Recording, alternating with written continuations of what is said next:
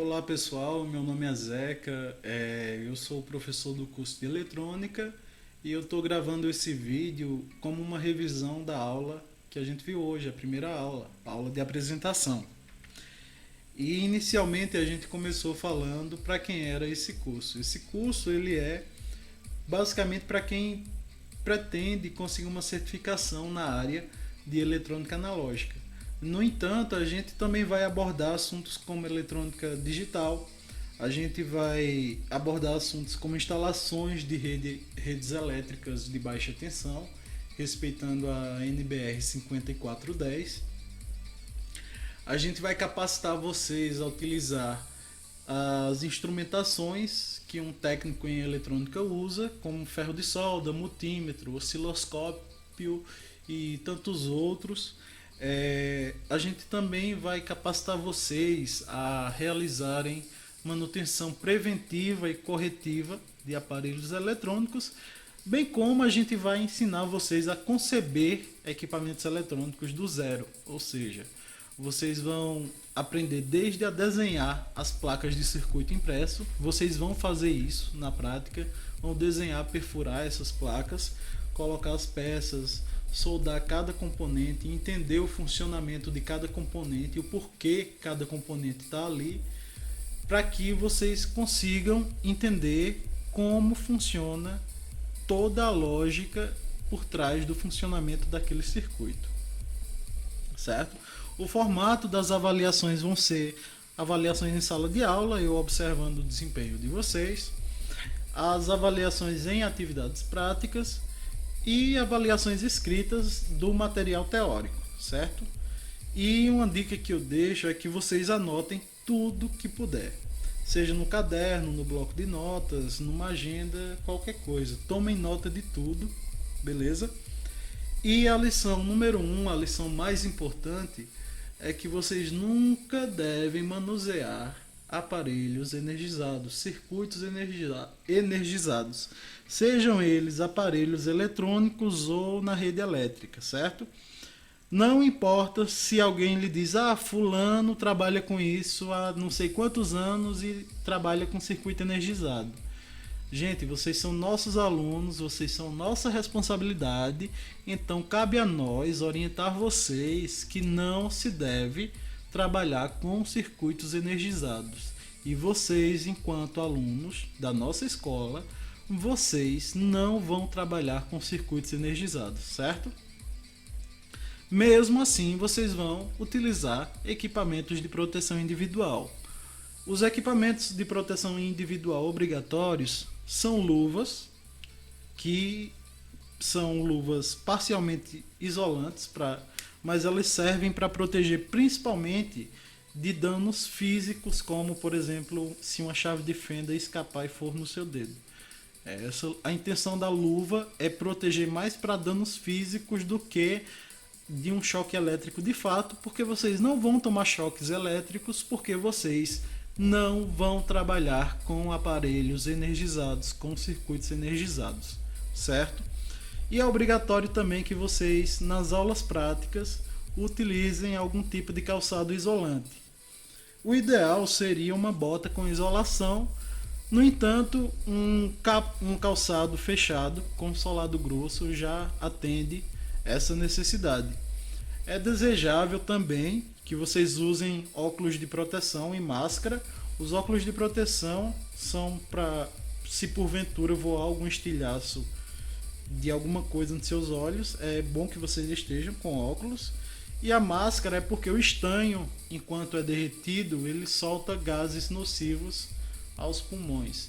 Então, é interessante que vocês usem máscara e óculos, embora não seja obrigatório. Os únicos equipamentos obrigatórios são luvas e um calçado isolante. A instrumentação. A instrumentação essencial é o ferro de solda, o estanho, multímetro, fita isolante, garra de jacaré e chave teste. Certo? Esse material, caso vocês não tenham algum deles, vocês podem entrar em contato com qualquer pessoa da escola e solicitar que a gente pode disponibilizar alguma forma de vender esse equipamento para vocês, ou então vocês podem comprar em alguma loja da preferência de vocês, certo? No entanto, a escola vai viabilizar a compra da forma mais barata desses materiais para vocês. E existem materiais desejáveis que, caso vocês tenham ou queiram adquirir, podem utilizar no curso, como sugador de solda, fluxo de solda, isolante externo retrátil. E a escola também vai disponibilizar alguns tipos de instrumentação de uso comum. Por exemplo, o fluxo de solda vai ser algo de uso comum para todos os alunos. Vocês não precisam se preocupar com isso, pelo menos dentro das atividades do curso, certo? E aqui eu expliquei mais ou menos como vocês deveriam escolher um ferro de solda. E em síntese, o ferro de solda ideal para alunos desse curso é um ferro de solda de pelo menos 30 watts de potência e com algumas características específicas para a ponta do ferro de solda. Esse seria o ferro de solda ideal. Mais dúvidas para quem faltou a aula, pode me procurar que eu explico presencialmente como escolher o ferro de solda, certo? E aqui também eu abordei como a gente deveria escolher o multímetro. No entanto, o multímetro, para a escolha dele, vai ser necessário uma aula inteira, porque depende muito da aplicação. E nessa aula inteira eu vou explicar como cada aplicação exige um tipo de multímetro específico, porque cada multímetro tem uma proteção e uma acurácia diferente dependendo do uso, beleza? Aqui eu expliquei sobre as categorias dos multímetros e falei sobre o perfil de multímetro ideal para o aluno do curso. E agora vamos entrar para o assunto de elétrica, de fato, que foi a aula de hoje. Tivemos uma introdução sobre circuito elétrico e o funcionamento da corrente, a direção do fluxo da corrente, com o fluxo convencional, o sentido convencional da corrente elétrica e o sentido real da corrente elétrica. O que é isso? O sentido real da corrente elétrica diz que, deixa eu escrever primeiro aqui, real, para ficar claro, aqui embaixo, e convencional. Agora vamos lá. Deixa eu explicar a história deles.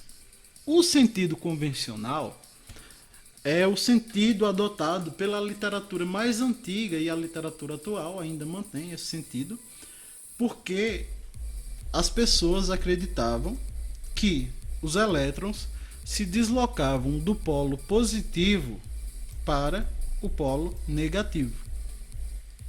Enquanto posteriormente foi descoberto que os elétrons se deslocam em um circuito do polo negativo para o polo positivo. Esse é o sentido real. No entanto, como isto não altera a análise de alguns circuitos, na maioria dos casos, a maior parte da literatura adota o sentido convencional, porque já era o que estava sendo usado antes, e aí perceberam que não ia mudar muita coisa, dependendo da aplicação. Então, quando a gente pega qualquer circuito, a gente pode ler ele entendendo a corrente no sentido, no fluxo convencional, certo? Saindo do polo positivo para o polo negativo. No entanto, o que ocorre de fato é que os elétrons carregados negativamente viajam do polo negativo para o polo positivo. Corrente alternada e corrente contínua. Existem dois tipos de corrente, a forma como a energia viaja, e essa corrente ela pode ser alternada. O que quer dizer uma corrente alternada? É uma corrente que em um dado momento ela é positiva. Imagina aqui que isso é uma corrente de 5 volts. No pico dessa onda ela tem 5 volts e aqui abaixo, em cada vale, ela tem menos 5 volts, 5 volts negativos. E aqui nesse ponto intermediário aqui, são 0 volts. No meio dessa linha aqui são 0 volts, certo? Ou seja, em um dado momento, essa energia aqui, esse pico de onda, são 5 volts. Em outro dado momento, são menos 5 volts. E assim vai ocorrendo, dependendo da frequência dessa onda.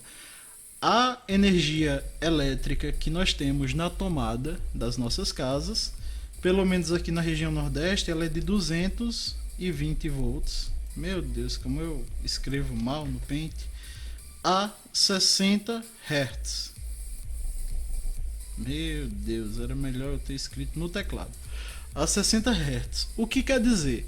Quer dizer que a cada 1 segundo ela oscila entre positivo e negativo 60 vezes, ou seja, existem 60 oscilações dentro de 1 segundo a 220 volts, certo? A corrente contínua é muito simples.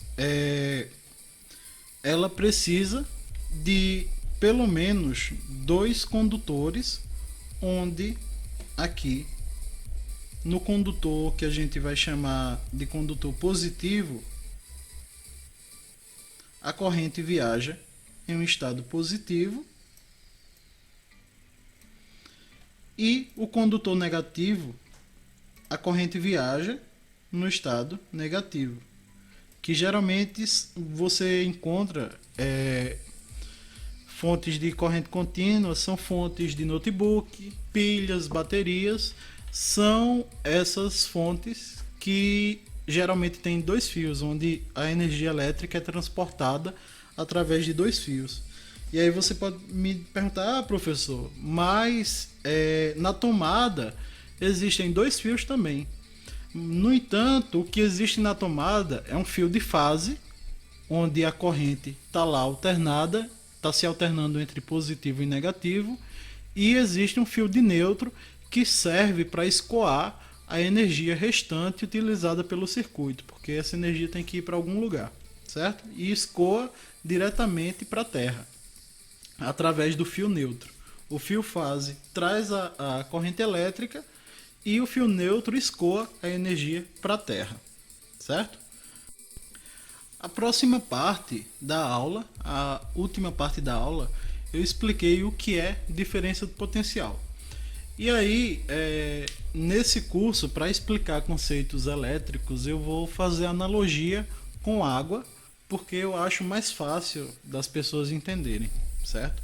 E aí, para a gente entender a diferença de potencial, imagina aí que nós temos 2 caixas d'água conectadas por um cano, e imagina que no meio desse cano existe um registro, certo? E esse registro está fechado. E uma das caixas de água tem mais água, tem um nível de água maior que a outra caixa de água. E que por algum motivo alguém abre o registro e a água que está na caixa com um nível maior começa a escoar para a água que está com um nível menor. Em algum momento, essas 2 caixas de água, independente do tamanho delas, elas vão estar com o mesmo nível de água nas duas, certo? E isso é o que ocorre com a diferença de potencial. Nosso corpo, quando sofre a gente toma um choque de alguma coisa, nosso corpo ele tenta equilibrar a quantidade de elétrons que tem no nosso corpo e naquela coisa. E a diferença de potencial é o fundamento básico sobre o que se alicerça a eletrônica, que os elétrons viajam por causa de uma diferença de potencial que tem entre um polo positivo e um polo negativo. Beleza? E é isso. Na próxima aula nós veremos o que é tensão, o que é corrente e o que é resistência, e a gente vai fazer uma revisão desse assunto, certo? Qualquer dúvida, mandem no grupo do WhatsApp, ou então podem me perguntar no WhatsApp que eu respondo sem problema nenhum. E lembrando que a partir da próxima aula já vai ter avaliação escrita, certo?